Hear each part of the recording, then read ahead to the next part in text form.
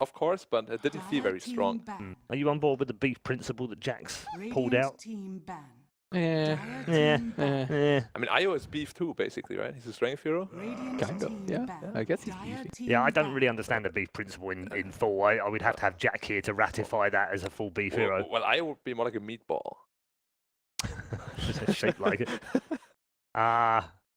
So they're not going to give him the tiny. That was one of the questions Ben wanted answered. And they're not going to give him the puck either, so they can't mess around with that, whether they want to put it in the 1 or the 4. Yeah. Of course, Kinguin really liked the Winter as well as the Bounty Hunter support. And there's actually one of the teams that really like the Razor Omni opening as well. So they ban out the Razor. They also like Brood they ban out too. the Omni. Yeah. Brood has been one of their most picked. Kinguin, right? Yeah. Yeah. I was actually surprised. It should be a contested hero because it's a complexity pick too. Yeah, it is. But I was actually surprised yesterday that Kinguin was the team that got brooded, because it should always be in the head of them, like in the back of their mind, that Brood is out there. Look at this. Look, instant Jakiro 1 pick. Yeah. Instant reply clock. Yeah, Clock is kind of like a hard counter to Jakiro. Jakiro always wants to push out lanes by himself, and then Clock just comes and basically kills you for free. Annoys him. You have to be very careful when you're Jakiro. And you have to itemize differently. You can't really go into the Veil first, you need to go 4-step first. And yeah, it's just generally very annoying to play against Clock, that hero. Long cast animations. AA Clock. The favorite. It's a very strong combo. If you ever get cocked by Clockwork and the AA is around, you're basically just dead. It offers a lot of damage. Pretty grim. Yeah, a lot of solo kill potential too. Well, I say solo kill, but like you hook him, you cock him, and then the AA all flies on top. Pretty much just die. 5 seconds remaining. I don't really know what to expect from coL, to be honest. They can just pick whatever they...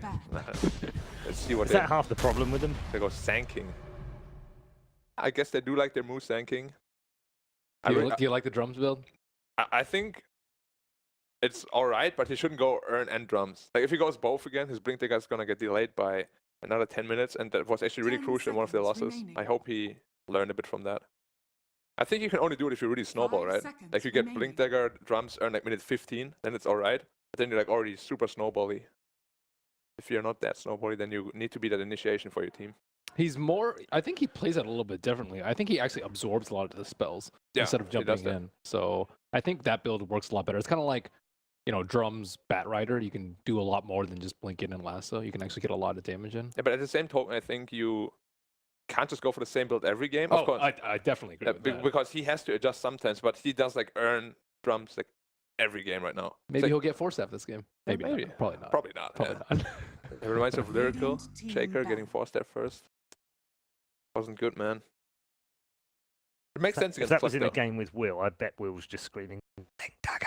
Yeah, that's literally what he did after the game. He like watched us, you know, why you could 4-step first. Yeah. I played against Clockwork. Oh, you should have definitely gotten a Blink Dagger, dude. 10 seconds remaining. This is so fun to play with Will. He's getting very absorbed into the... 5 seconds remaining. Yeah, Will was explaining to me earlier, like, he goes one of two ways in most pub games. He's either super demonstrative and tells everyone what to do, or he goes the other way and just plays on his own, doesn't care. Yeah, and the music on, and Zone out. which is what most players do. So they do ban the Tide Hunter. Ban from Complexity, which has been a really strong ban for them. The only one that's not banned so far, which I'm just going to point out because they've banned it in every game of their last 27 games, is Night Stalker. Yeah, I'm actually surprised we didn't see it being picked up in the first 4 picks. It's only been picked 5 times in this tournament, but it's the most Banned. contested, yeah, and the most banned, yeah. It's usually always picked up in the first phase. Remaining. Simply because it offers so much. Like, a lot of vision, other position 5 4s can't really seconds contest them at remaining. nighttime. I might still pick it up. Dire team pick. Lifestealer. I guess Lifestealer Clockwork is quite strong. Then you have AA Lifestealer. Quite a good ban. Bad Rider off lane. Maybe. I don't want to say anything. Probably. Yeah. Probably, yeah. I like it versus the Jakiro. Yeah, it's quite good. Yeah. Actually, Jakiro should have a pretty hard game against Clock and Bad Rider. It's really I know, tough. Yeah. But then again, it's a position 5, so you hard counter 10 position 5, you're seconds like, remaining. alright. We've just picked 3 heroes to counter a 5. Remaining. We've screwed one of your supports with 3 picks. Jakiro shall burn. So do we expect that offlane sanking from Complexity then? I don't really think Z-Freak plays it too much, right? Has he ever played it? I'm He sure has, he yeah. has. I mean, He has. of course he can play Definitely played it. Yeah, he has. it. Okay. I mean, what else? Would you prefer something else on Mood then with this recent Batrider pickup? Well, they really like Abaddon, right? And Yep. Abaddon is quite good against Batrider if they want to go that route. But Mm-hmm. Sand King Jakiro, the best port duo. So much. Sounds not awful. Yeah, I mean, Sounds it doesn't sound doable. terrible. I don't think it's worth it to pick an Abba though. Yeah, I mean, I'm not completely sold on the Abaddon, but they seem to make it work. I think they have won both their Abaddon games so far. Yeah, they have. 2 out of 2, right? Yeah. Yeah. So maybe that's like a secret trick to have. A little bit tougher, I think, with the AA though. Yeah, AA is definitely good against Abaddon. Dire team pick. Weaver is actually an excellent pick. All 3 heroes can't really do too much against Weaver. Weaver lanes really well against Batrider. Can kind of leave him alone. They played offlane sometimes. Offlane Weaver as well. Yeah, I think Mood plays it.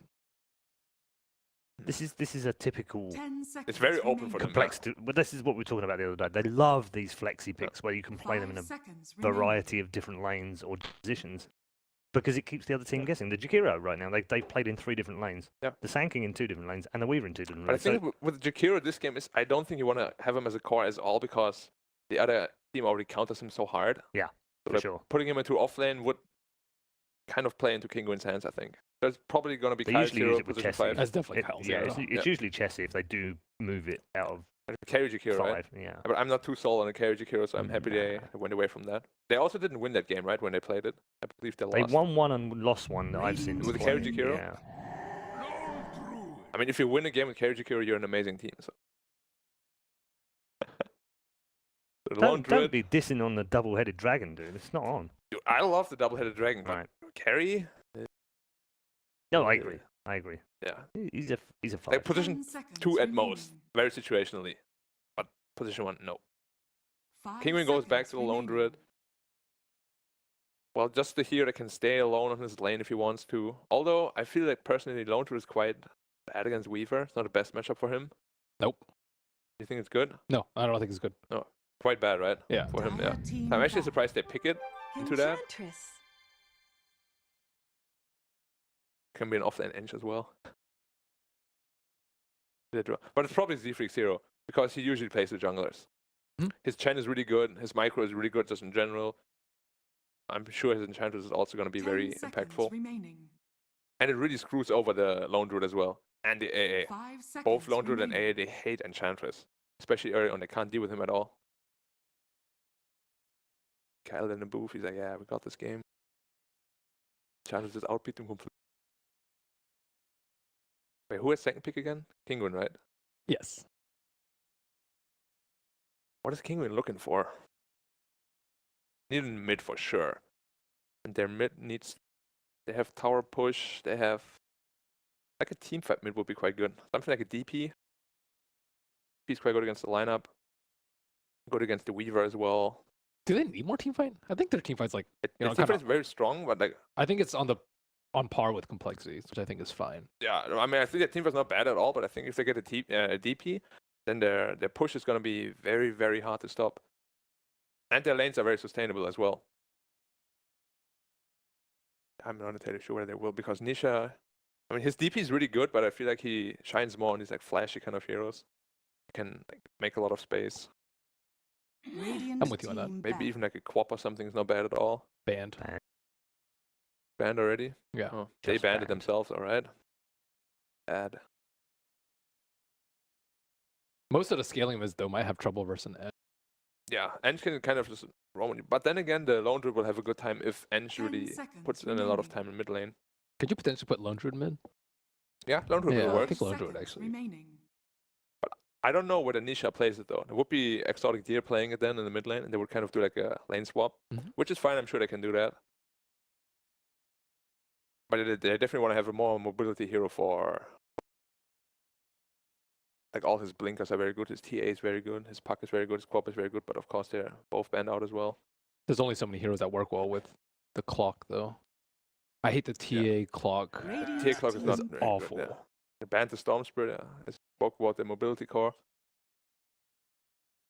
And coL really only has like one reliable lockdown, which is the Sand King stun. Phantom Lancer.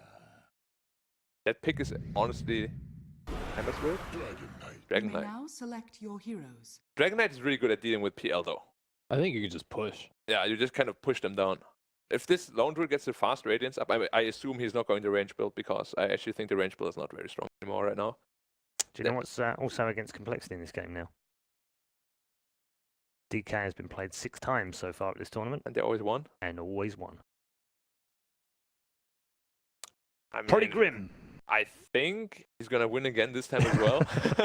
I like it a little bit more. I think their draft's a little bit greedy. They picked a lot of good cores that counter the Bat Rider, but it's not very good, I think, in the early mid. I really feel like once this Lone Druid is online and the Dragon Knight, they kind of just group up, it's going to be incredibly hard to stop them. They have like an Epicenter and Jakiro, which can work, but if they blow their stuff and they don't win the team fight, they would just pretty much just siege the base and win.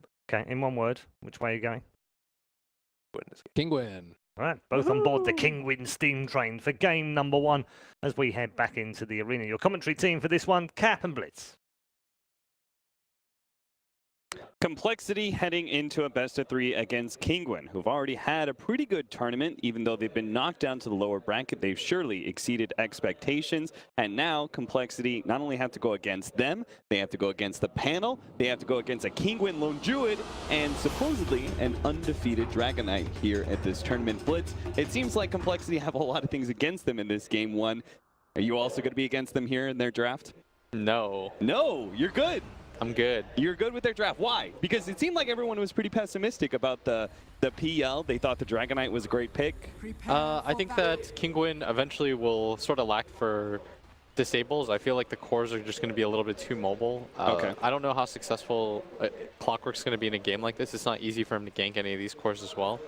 So I'm going to go with Complexity, and I think I have an undefeated streak in predictions. I'm no longer doing Good work, good work. my troll pick the opposite of whatever you pick. Yes, yes. That did go pretty badly for you.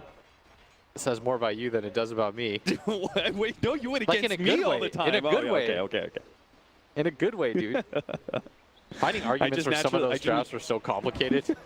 I could always see Will just like sitting there and thinking, going, and trying to figure out a way he could support the opposite team as me. Yeah, but this time around, I'm going to go with coL. I think matchup-wise, too, like in terms of playstyle, this is probably Complexity's easiest match in the top 6. Like, because all the other teams, a lot of those teams have these players that can just like split the map around. But I think for Complexity, Kingwin is probably the easiest to deal with. Not like it's a free win or anything. Don't get me wrong, that's not what I'm saying at all.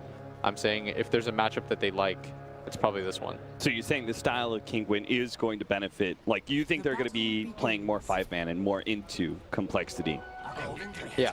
And coL hate it when people try and split push against them. They do have a Lone Druid though. Like the rest of their team is pretty 5-man, yes, but surely Lone Druid can do a good amount of split pushing for you. And that's the hero that I think if is going to cause any problems for Complexity, it's going to be that one. Okay.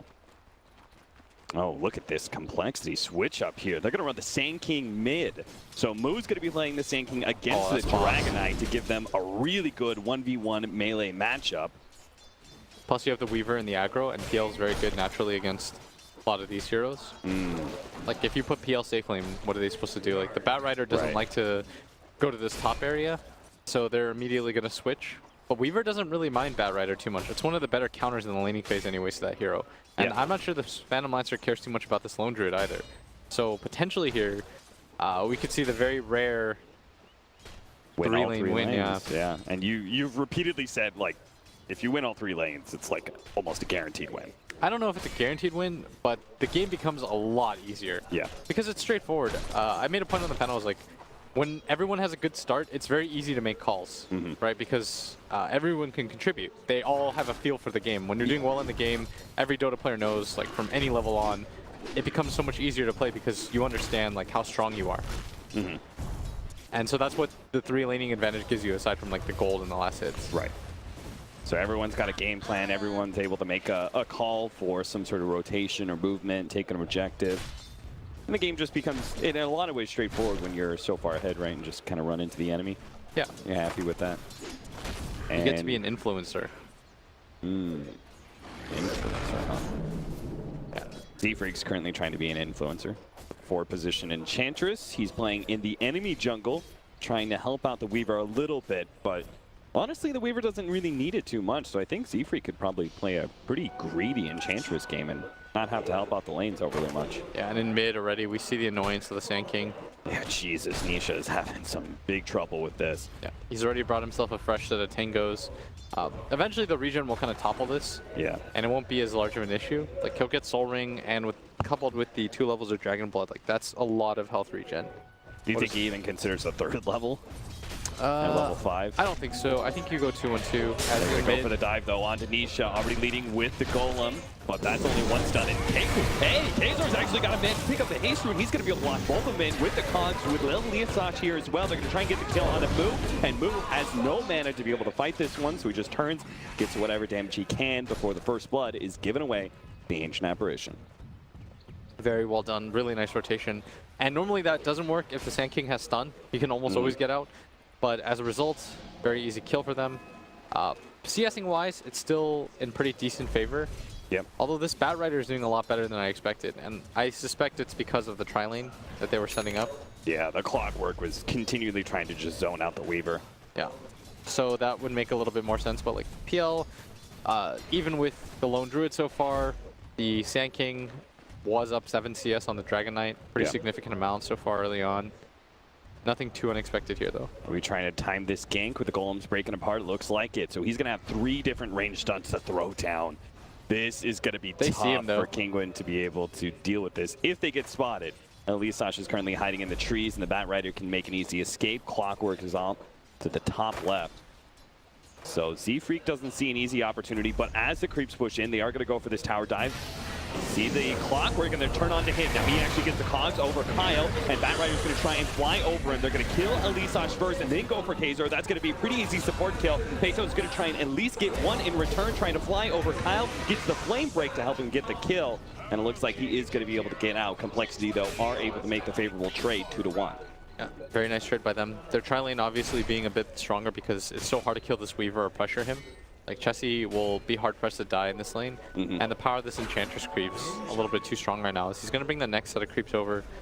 Moo picks up an Illusion Rune, and we're starting to see the regen output from the Dragon Knight being very successful. The Golems again are going to slow down, and he takes the time to be able to get the Ghost. So if he can actually get the Ghost latched onto Liasach here, maybe they can get the kill, but it's just not quite in range, and Liasach is able to keep his movement.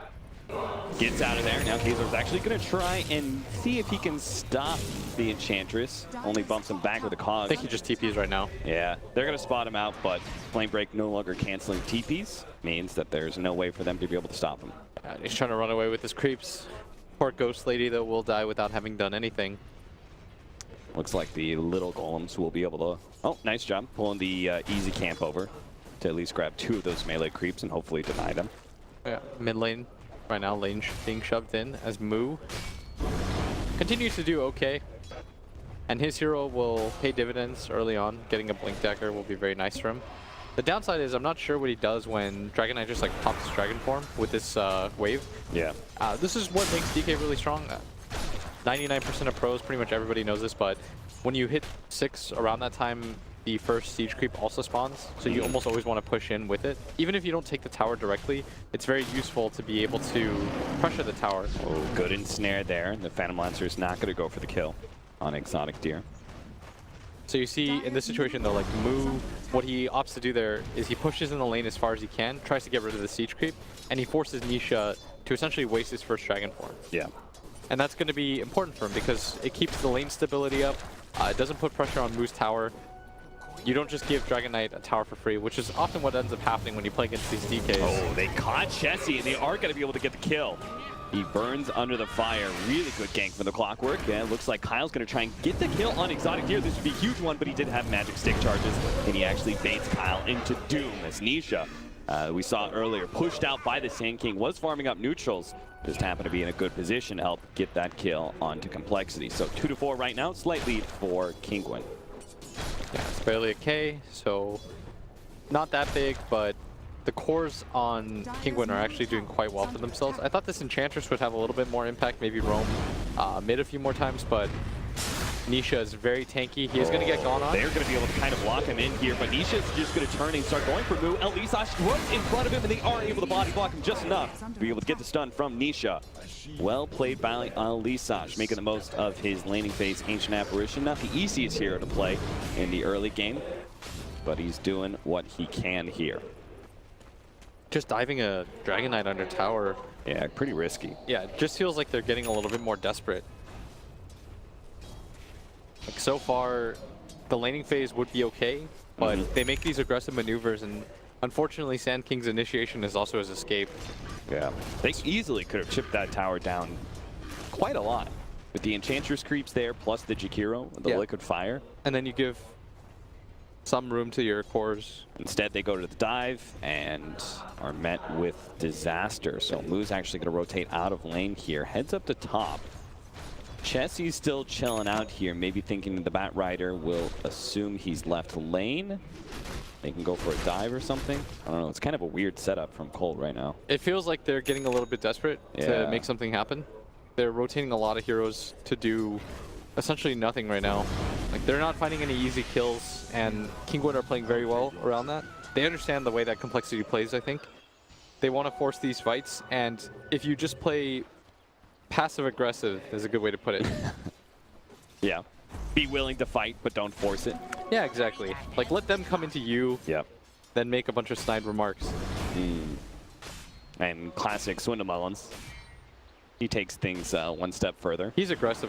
He's aggressive. And that's exactly what Complexity is doing right now. They're trying to force things. It's turning out a little hard for them. Now they are going to defend Nisha as he tries to push into this tier 1 tower, but with a haste rune on the clockwork again. Really dangerous to fight into that area. So Complexity, this game's still very even, and they are going to go for another push to see if this one's going to be a bit more successful than the previous attempts. Their supports are kind of holding things up, holding them above water. Ooh, look at this wraparound, though, coming in from Kinguin. The full wrap from the clockwork from behind to see if he can set up already. Battery assault, intel. They're going to be able to catch Deep Freak here. Cogs pushback, but that is going to be the end of his life. Fortunately, the Weaver was able to get out, and that's the important hero. Yeah, trying to find an angle on Chessie, but fortunately, Chessie was just able to get out of there. And in mid lane, they're trying to harass back Nisha, who is kind of acting like as a pseudo Dusa, where with his high regen, he's just holding this mid tower. Eventually, it is going to get chipped down. It's kind of a war of attrition, though. Yeah. Like, can you outlast the Breathe Fire Soul Ring? And we can see our Phantom Lancer dropping pretty low. Doesn't look like he can. Chessie trying to go for the kill here on Exotic Tier. There is the Savage Roar. Now Chessie's still going to try and chase him with the Shukuchi. Go underneath the tower. Go for the dive. Exotic Tier goes into the trees. Tries to hide himself, and a time lapse is going to be forced out from Chessie. Not willing to make that dive. An attempted Sentry catch, but Clockwork not able to get close enough for the Cogs in middle lane. Nisha going to be slowed down, but Limp's not actually going for the kill. At top lane, they actually brought the Bat Rider a little bit low. But it's just Complexity poking at all these heroes, but not actually able to get a kill anywhere. It actually looks like they're healing Nisha. Yeah. It's like such an absurd amount of HP regen. And he's got 3 levels of Dragon Blood. He's got a Soul Ring. He's got Treads. He's even going to pop the Shrine with him in the Bat Rider. The Bat Rider inching in on that Blink Dagger, but and just look at his raw HP health. It's like 17 a second. On top of the 1,500 pre-existing health he has. Glyph is going to be used here, as with the double Satyrs and the Siege Wagon, they are trying to force it. Z-Freak could probably take the enemy Siege Wagon as well pretty soon here. They're going for the kill onto Nisha, though, and with the bug on him, all that armor is going to start getting chipped away, but he is able to kill the bug. This Bat Rider coming in. They did manage to get the lasso onto the Phantom Lancer, but they don't have enough damage. The Bat Rider's dropping low. Maybe PL keeps doppelganger out. Not in time. It looks like there was just a bit too much damage, and Chessie wasn't able to get the kill on the Bat Rider either. In fact, even Nisha, who's dropping dangerously low, Chessie does not feel comfortable pursuing that. With his time lapse on cooldown, he heads up to this high ground area. Elisash seemingly kind of trying to bait him almost. He does have Ice Blast available.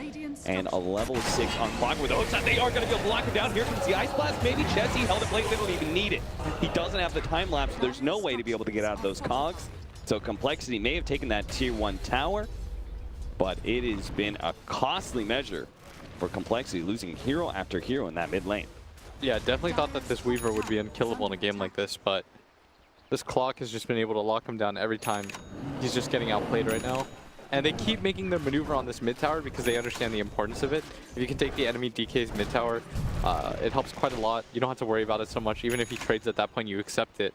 But this is a Dragon Knight that has 1600 health, a magic wand loaded up, so much armor, 9 armor additional to go along with this 8 that already exists, and like the 20 HP regen a second. Oh, unlucky timing there for Kinguin. Chessie ends up running into the smoke attempt. They're going to go for the wraparound on mid, see if they could get a kill and turn that into a push, but instead their gank attempt is totally foiled. And it's going to be a 4-staff first item for Moo. Pretty curious choice. I think he understands. He keeps on doing this. The earn drums every single time, like just, and even now the 4-staff, he seems to be willing to slow down the Blink Dagger longer amounts than any other player that I've ever seen. Yeah, just going for the tank up build. I did see him go phase boots once on Tide. So I don't know if I agree with all of his ideas. Yeah. Do you agree with this idea? It's kind of okay in a game like this. I think that Sand King almost always needs Blink eventually. Yeah. Does mean they're not going to have that crisp, clean initiation. Yeah. I guess it's a bit different because you're a ranged stun and your ulti, it's not as reliable. Yeah. But at the same time, like, how many situations are you going to get in where they'll let you epicenter without a Blink Dagger? I mean, especially since they do have pretty good follow-up with the Jakiro.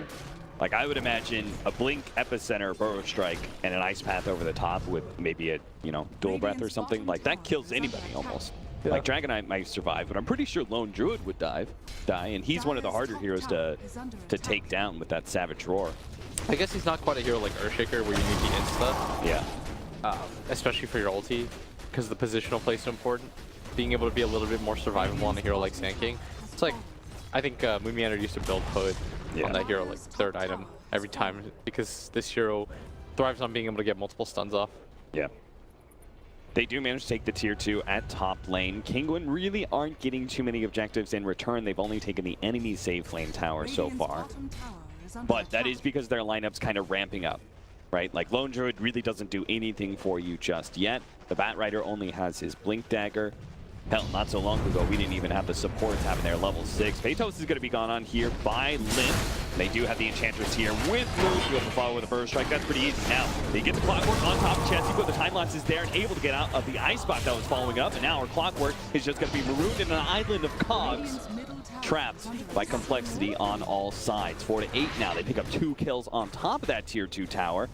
And it doesn't look like Kinguin's really getting a whole lot done anywhere else. They're okay though. The pace of the game I think is still very favorable. They've almost got a Radiance on this Lone Druid. And if there's one thing that Complexity hates, it's these heroes that I think just shove in the waves. Oh, they're going to go for the kill on Chessie. They may have a chance too. They stall up Moo, and they do manage to get the hold on barely. With the Cold Fiend from Alisage locking down Chessie, Moo just wasn't enough to be able to save his Weaver. The Bat Rider actually searching for more with his Blink Dagger. But that is pretty deep, my friend. They really want this mid tower, if possible. Yeah. But there's no rush for them, because during this entire time, whenever these engagements do happen, Exotic Deer is just farming with the Lone Druid. It doesn't seem like he cares at all.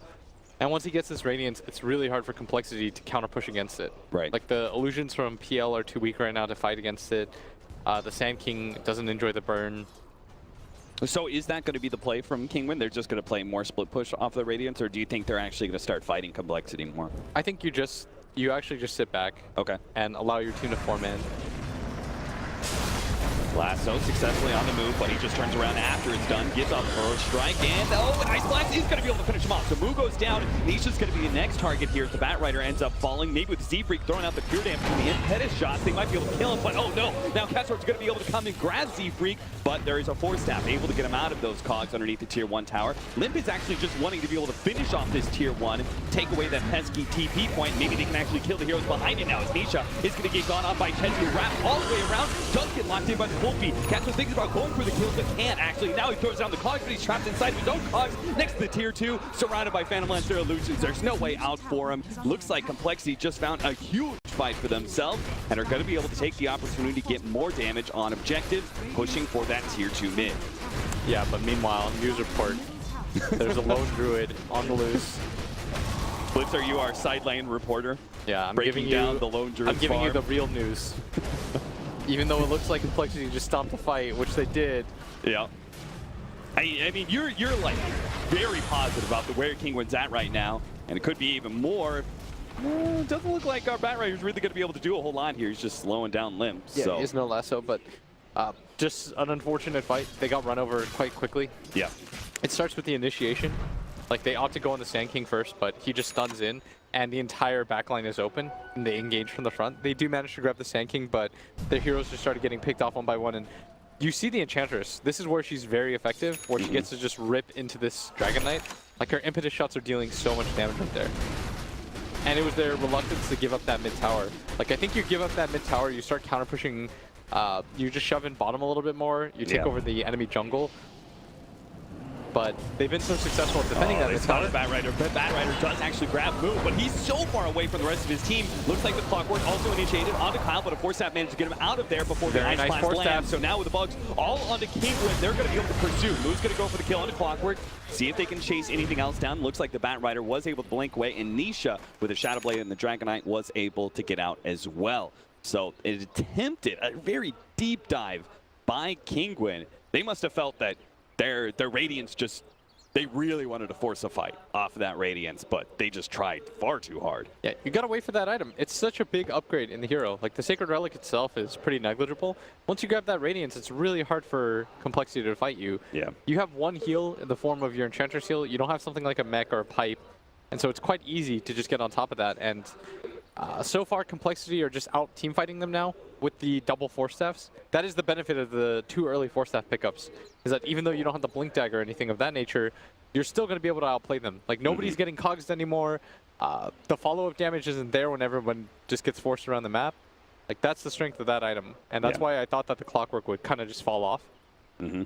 I mean, I can't believe they, like, I actually thought they had Radiance because they were trying to force it so hard, but he actually just needs 5 more gold until he's got that item. So it's kind of crazy. I mean, you were so optimistic about Kinguin's chances. You were saying, look, they're in a really good position because they almost have this Radiance. They haven't lost as much map control as they probably should have by now. And I can only imagine if they had actually kept this game a little bit cleaner and just not fought into some of these fights against Complexity, give away some of these kills on top of that mid tower and maybe that top tier 2 as well, that Kinguin would actually be leagues ahead of Complexity. Yeah, but I think that they're still in a pretty good position. This Lone Druid is still 1,500 net worth above any other hero in the game. So despite all of this, like, you started out this game saying, look, I think Complexity is going to do it. This is a good PL game. You really think that despite that mid-fight that just happened, that the multiple pickoffs that they've gotten, even that tier 2 situation at top lane, you still think that they're actually behind in a way, that they still haven't reached the momentum that they should have? Yeah, I think the laning phase should have gone a lot better for them. Do you, like, what would you say? Like, you think they're supposed to be up like 5K or something by now? I think they can be up that much. Yeah. The downside, though, is, like, they keep losing this Weaver who needs to be a secondary core with this Phantom Lancer. Like, he needs to hit hard, and especially with the type of mobility that he has in a game like this. He is not progressing in items whatsoever. He's still sitting at 5K net worth. He's got a wand and a Blightstone. Like, those are his significant items so far. Yeah. So net worth all around, like, everyone's kind of happy except for this Weaver. Like, when Enchantress is above you, you know you got problems. That's nice, though. That your Enchantress is that farmed. Yeah. She's not an insignificant threat at all. Like, she's going to be one of the more useful heroes against this Dragon Knight and this Lone Druid. Like, her impetus shots are going to be really effective. Yeah, Lone Druid likes to be able to keep his range. Enchantress is happy with that. The Dragon Knight, super tanky with all that extra armor, but the pure damage just cuts him down pretty well. You do quite a lot there. So if we're going to take this from Kinguin's perspective, especially since they're just about to pick up the Radiance, what would you be doing, Will? Give me the shot call. Okay, so do they have a smoke? Yeah, they do. Okay, they so you The downside is that they pop Dragon Form for this. It gets a little bit more complicated. But as soon as you have Firefly, I think you shove out top lane using the bear. Okay. And you just go for a smoke.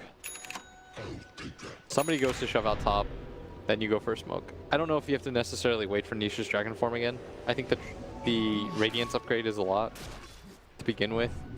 Probably need Firefly too. So everybody just shove out lanes and in 60 seconds meet up and go push.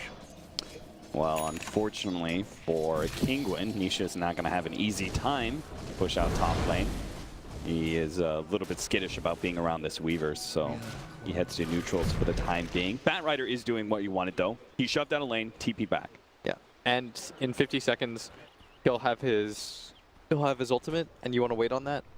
There's no reason not to. There's a timing that exists where it'll very closely overlap with when Nisha gets his ulti form back anyways. Yeah. And if you win a fight, then you can do a lot of options there. Like, you can grab that tier 1 tower mid yourself and then go into Roshan, I think is the best overall play. Maybe even just go straight into Roshan if you feel like you deserve that mid tower. 20 seconds until battles. You can smoke with 5 seconds remaining. Lone Druid pushed out mid with his bear, but Somebody needs to shove out top again. Yeah, Chessie's done a really good job. He has not left top lane. He's made sure to shove this in as many times as possible, and it makes Kinguin's current group up attempt kind of awkward because soon creeps are going to be banging on their tier 3. Yeah, they're also spotted the entire time by this bottom ward from Complexity. I think... What is their clockwork? Okay. Pretty sure it feels though Exotic Dionysus and this bear up top. Like, that's the hero that I wanted up there anyways. Because the Dragon Knight's not going to feel comfortable pushing in that area. They have no wards there, and it's when you lose your first 2 towers, it's impossible to get them. No, a jump onto the Batrider. They managed to get the initiation on the initiator. Kinguin, another pickoff for Complexity. Yeah, now things are getting a little bit more rough than they should. Like, this bear is still shoving in waves, but you got to be able to be ready for something right after that.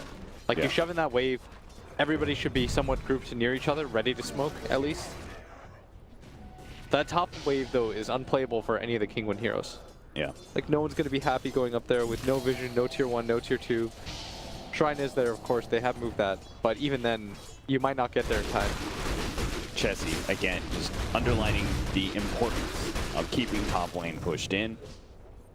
Shows up top again, even throws the swarm onto the creep wave just to help kill it a little bit faster. Yeah, and this is where lane shove really matters for people that still don't quite understand the concept. Is if you have somebody shoving in this wave at all times and it immediately gets to your tier 3 and no one goes to defend that, then you can play process of elimination and understand where they are. So Kinguin, They're not it's really, no secret. They're but definitely not keeping this a secret that they are full-on 5-manning mid. look at their top. But it's, their tier 3 is going to start taking damage with a Siege Wagon too. So they take this tier 1, but they almost have to immediately start trekking it up to top lane. They are going to try and catch. They are too smoked up still. See if they can catch the Weaver from behind, but Weaver's already TP'd back. Chessie does finally get an item. He's beginning to get some net worth back into his pockets. He's got a Diffuser Blade at least. One of many items that he still needs. It's good enough, though. Dire's bottom tower is under attack. He can play the defensive game with his team's 4 staffs. Yeah. And because so many heroes had to rotate up to top lane, they actually just got a free tier 1 at bottom lane. I guess when you talk about teams like Complexity always like to be able to have some supports that push. Jakiro, they pick it up constantly, but the Enchantress is a great example of a support that gives you that kind of power as well. Yeah. And she's also a safe push because you can just enchant 2 creeps. Yeah. What's going to happen? They're going to gank your neutrals. Yeah, you don't care too much. It's a very easy way to get information. Yeah. And in competitive games, information like that is so valuable when you just can eliminate where potential targets can and can't be. They're actually killing or trying to kill the bear. It's actually going to TP out. Yeah. Speaking of the Sand King Hood that we were talking about, he's going to go for it. Yeah. They really need it, though. The Radiance Burn is going to be horrible for them to deal with, especially in team fights. How many more items are we going to say the Sand King needs before it's actually the Blink Dagger that he needs? Like, surely this is the last item before he goes Blink. I could see him go for, like, a Shiva's. You think you can delay Blink that much? Yeah, why not? All right. Just tank up. Become like a cute centaur. Has Jack infected you with his ideas of Dota? Jack's crazy, man. Just give him the beef? Jack really wants Phantom Lancer to be a thing. So if he's rooting for anybody back at home... Yeah, he's definitely rooting for coL. Yeah. I saw that guy lose a lot of Phantom Lancer games. TP out from Kyle. Batrider's going to spot Chessie, though. They don't have a follow-up stun, though. Clockwork is so far away. But Chessie is definitely stuck inside the trees. Going to go for the TP out. And the hook shot, it's up, but it's not there. He had the range for it. Yeah, he did.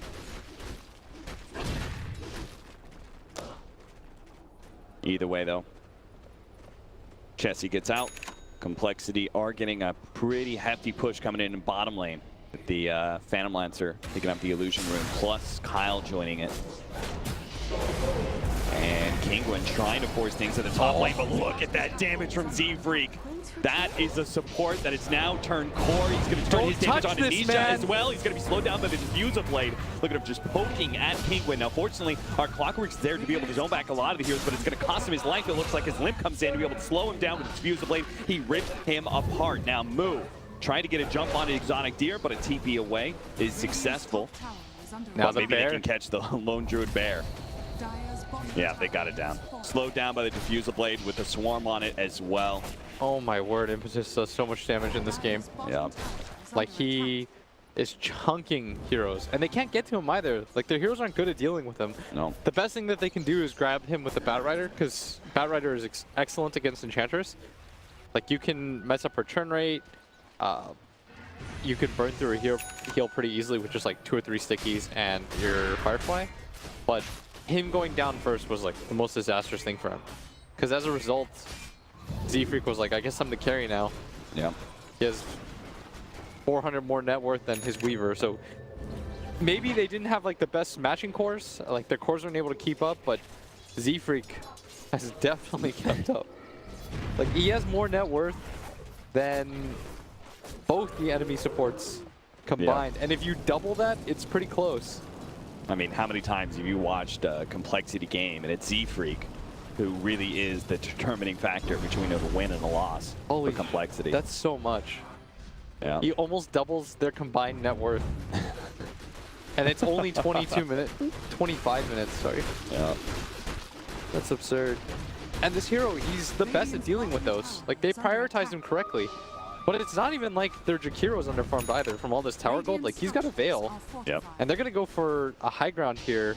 They're going to try to surprise Kingwin into thinking, like, this is only a Weaver hitting it, and now they're going to run up with all the heroes and reveal their surprise. And all of a sudden, Kingwin, they have to start either mass TPing back or just go for a shove of their own, and it looks like they are going to do that now. Clockwork's going to try and stall things up as much as possible. Complexity are not daunted at all. They're just going to keep going, and they're going to be able to kill the Phantom Lancer easily, taking up the Clockwork, and the push happens at bottom lane. So Kingwin have given up a hero. They're going to try and make the trade here. Muad's actually able to get away, backing away from the Dragon Knight, but he's not able to stop the TP back. So it looks like Dragon Knight is going to be able to complete his TP straight onto an ice path, though, of Kyle.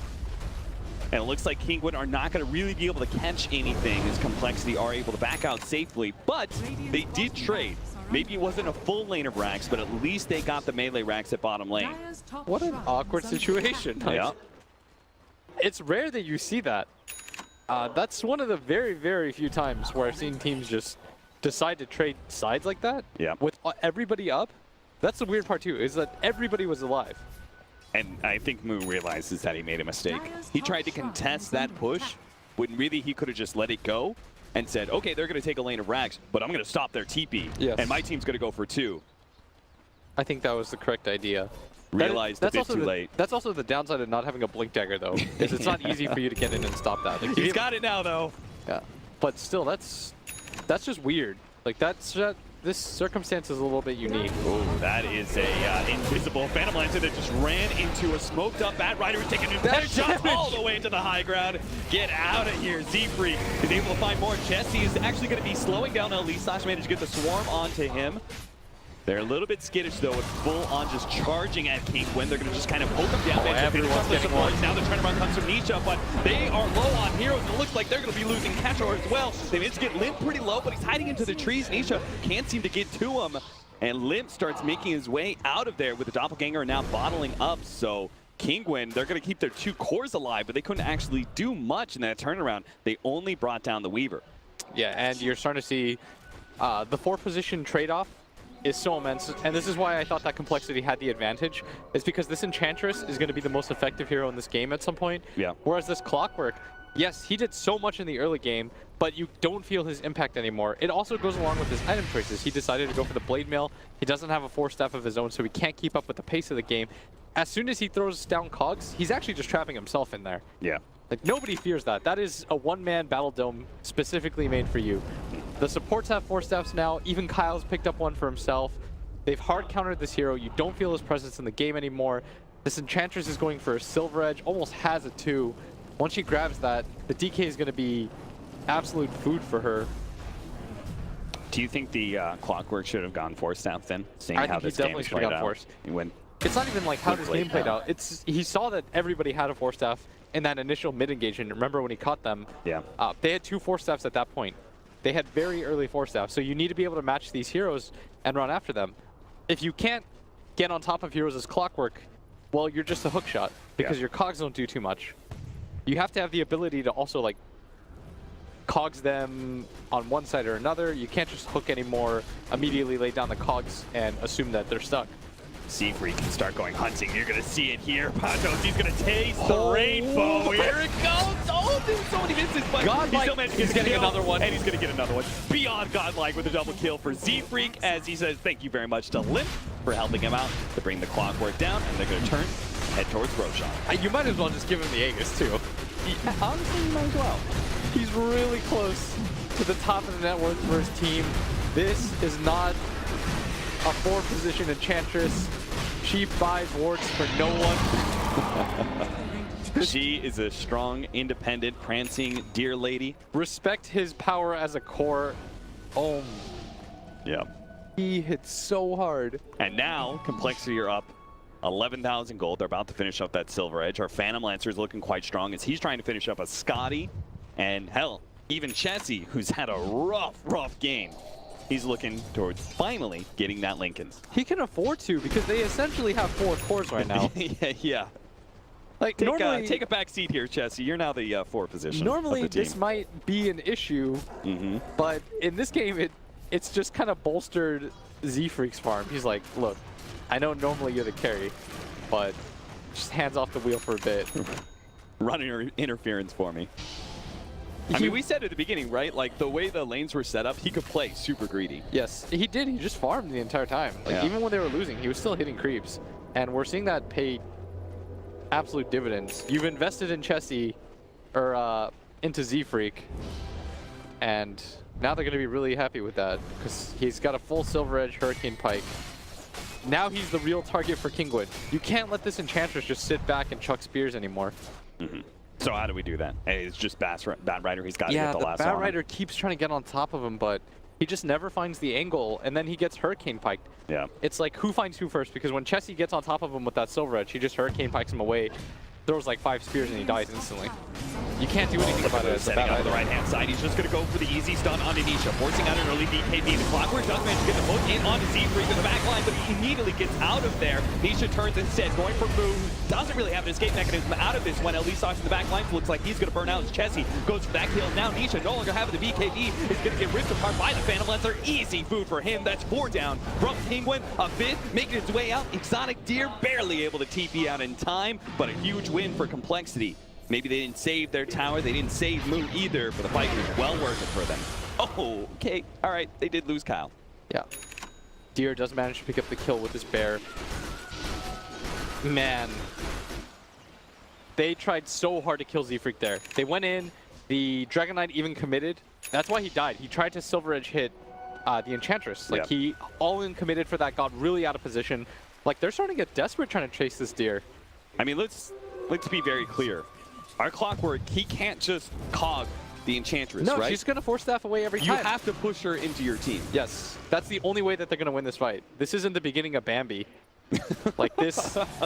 Just not a free kill for the Hunters. This Z-Freak is... This is Bambi too. I know I've mentioned it a lot. Blood.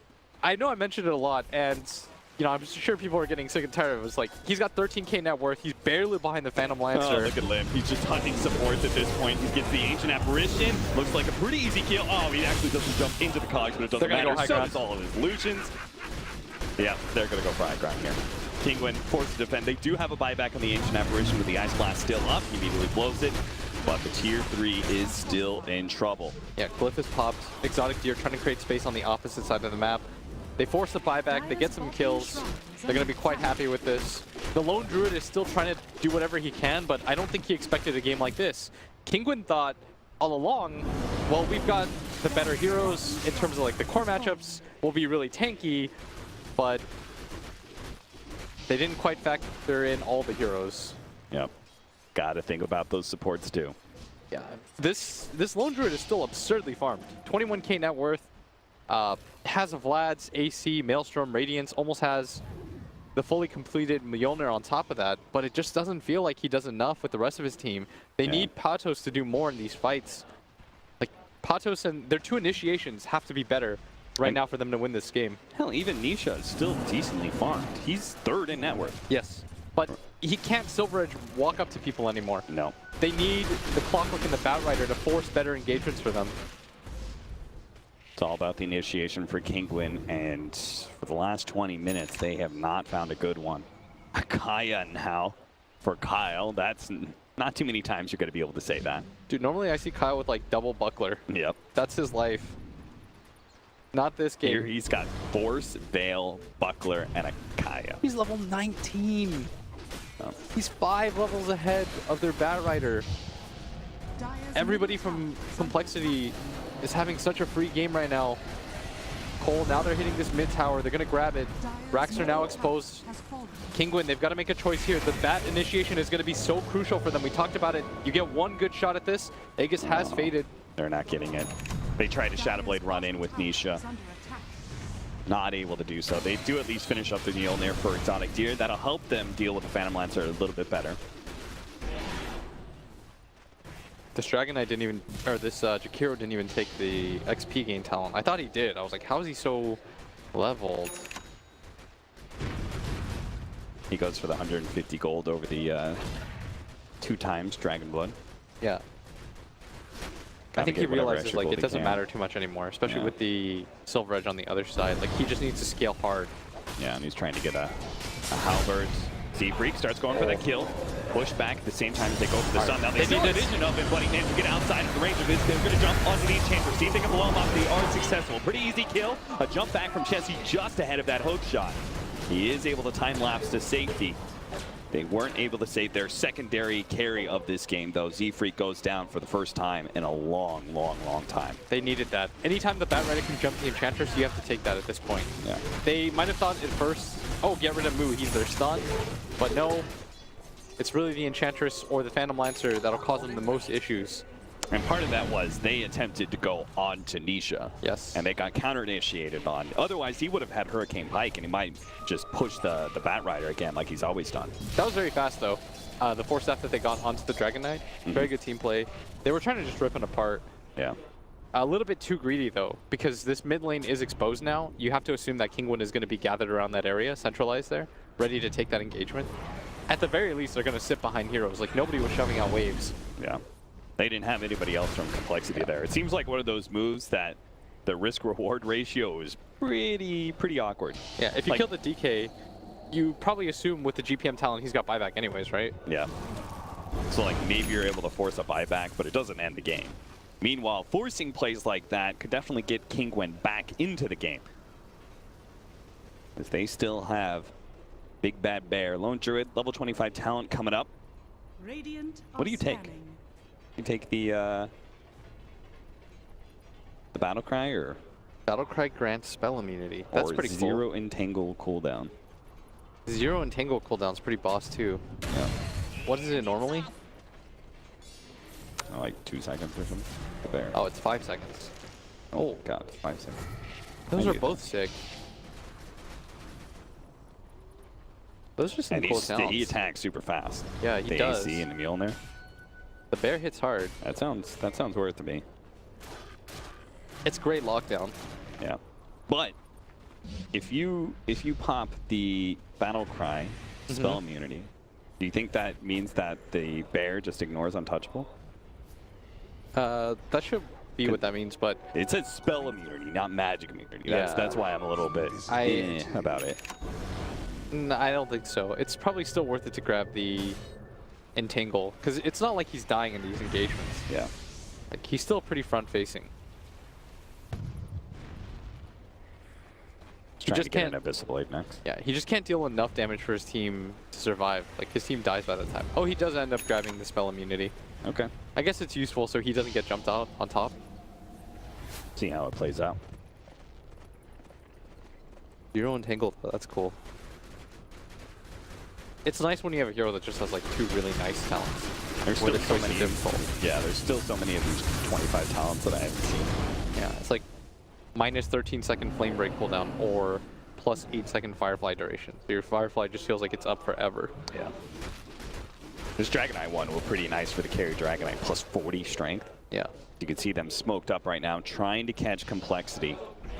They They're need kind a of really split big right now. pick, but they're not going to be able to find an easy one. Looks like Boo does manage to get the Dragon Tail onto him before he makes some sort of jump away. A little bit slow in the reaction there. Successful Kinguin pick. What can they do with it, though? They've got 70 seconds. Roshan. They can push out, see if they can take over the Roche pit. Yeah. Complexity right now are being a little bit too split on the map. Yeah. They're feeling the pace of the game. It's slowed down a little bit. But I think if Kinguin want to come back firmly into this game, Roshan is probably the next target. Like, they're not that far behind at all. Yeah.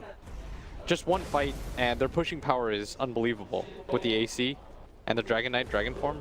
Like, they'll take these towers really fast. It's just a matter of getting these fights. 14k is not that much this late into the game. Oh, they did lose the gem, by the way. That was a while back, but that should be pointed out because it is a significant event that happened. Like, the gem is really huge in this game because as cores begin to progress, it's really hard for them to just carry around dust. And you notice in this game that it's the supports that go down very easily. And so if they aren't there to dust or follow up, how do they keep up with the Weaver or even the Enchantress with Silver Edge? Like, when the fights become chaotic and they can just poke you and kite you around. And because they have a gem of their own, sentries aren't reliable because the Weaver can just one-shot all the sense anyways. What do you think of this item choice by Z-Freak going for the Nullifier next? Probably just to stop the BKBs.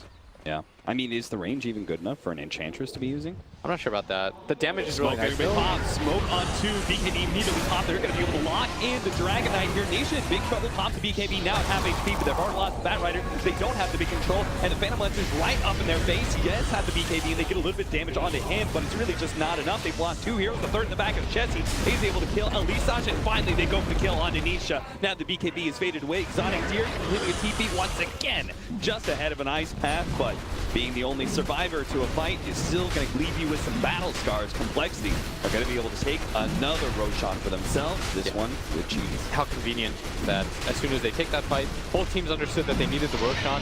Felt like maybe Kinguin could have gone for that like a second earlier before the Sand King goes and respawns, but instead it's now going to be Complexity that forces the issue with so many heroes dead and on the sidelines. They lost the gem again, by the way. Or no, they didn't. The Bat Rider died, but he didn't have it on him. He just had it bought on the courier, I guess. But it's not like it matters because he doesn't have buyback. So it's going to be Nisha and Exotic Deer that hold the front. Nisha didn't really react at all to that jump, but at the same time, like, if you don't get the initiation with the Bat Rider, it seems like these fights are impossible for Kinguin. If the 2 initiators can't get in and they can't immediately blow somebody up, these like long fights don't favor them anymore at all. Yeah, we're seeing Complexity now go for that last set of racks. Bat Rider on the far side here does make the jump, but he does make the grab the Enchantress. That's going to be big for the Ice Blast over the top. They should be able to blow him up pretty quickly, but a Force Staff, he actually managed to get out. Looks like our Phantom Lancer is just trying to push back the rest of the heroes, going for Exotic Gear while Chessie sneaks his way in the back line and kills Elisage again. A BKB is going to wear out for Nisha. Now he's going to start getting kited around and burned out of his mana if he's not careful. They're actually going to deal with the Lone Jurd Bear first, while Chessie, again, he is like an assassin in the back line, disrupting all of them. He's willing to give up his Aegis as long as he kills this damn Dragon Knight. He's going to Three-man against two. A stun. three-man burrow strike from Moo, locking him inside their own cog. Pedos has to try and fly out of it. Gonna get burned down. The Enchantress brings him down again. Kingwin hiding out inside of the fountain. Couldn't even finish off and save their throne. It looks like it's just gonna be free. That is it, Complexity. They will take game number 1 against Kingwin. It was a long one, 43 minutes in, and it wasn't the smoothest ride for them either. Kingwin made it a little bit bumpy in the start, but Complexity do manage to bring a victory. Yeah, still pretty one-sided though, and Complexity, very thorough team win. Everyone played their part in that game. Eventually, Chessie did catch up. Z-Freak, we talked about him, but Kyle also went off in that game. His positioning, he never died. His ice paths were on point. He scaled very well. I thought that